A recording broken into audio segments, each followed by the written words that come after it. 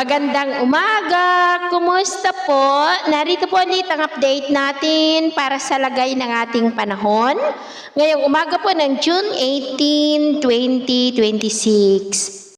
Sa ngayon po ay easterlies pa rin o yung mainit na hangin na mula sa Pacific Ocean ang umiihi po ngayon dito sa ating bansa. Ang habagat ay lumalayo po ngayon sa ating kalupaan at muling lalakas yan kung may isang malakas na weather system o bagyo na hahatak po dito.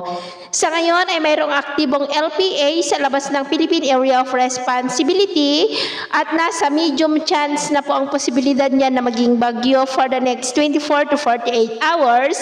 At kung titingnan naman po natin dito sa wind map forecast ay hindi po ito banta sa ating bansa.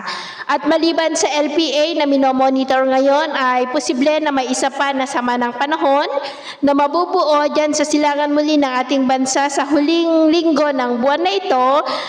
At posible ito na maging malakas na bagyo at may posibilidad rin na papasok sa ating area of responsibility na siyang hahatak at muling magpapalakas ng habagat. At ang susunod na bagyo ay tatawagin po sa local name na Bagyong Francisco at ito naman po ang pinapakita ng forecast model natin pong ginagamit hanggang po sa susunod na 2 linggo. At sa lagay ng ating panahon, ngayong madaling araw ay maayos naman ang panahon sa malaking bahagi ng bansa pero may tsansa po ng mga isolated rain sa ilang bahagi ng Catanduanes, Sorsogon, Masbate, Bohol, southern part ng Leyte, Northern Samar, Dinagat Island at Zamboanga del Sur. At mamaya ay sisikat ang araw sa malaking bahagi ng bansa, mainit at maalinsangan ang panahon pero may tsansa pa rin ng cloudy skies with isolated rain sa ilang bahagi po ng Polillo Island, Catanduanes at Eastern Samar. At mamayang hapon po, mainit at maalinsangan pa rin na panahon ang asahan sa malaking bahagi ng bansa pero may tsansa pa rin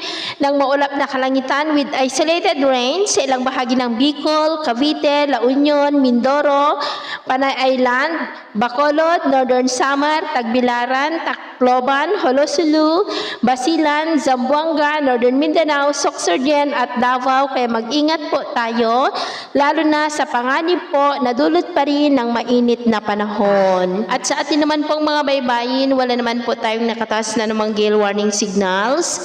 Pero iba yung pag-iingat lamang po kung papalaot tayo para mas makaiwas sa mga sakunang pangkaragatan. So, yun po ng latest update natin sa araw na ito.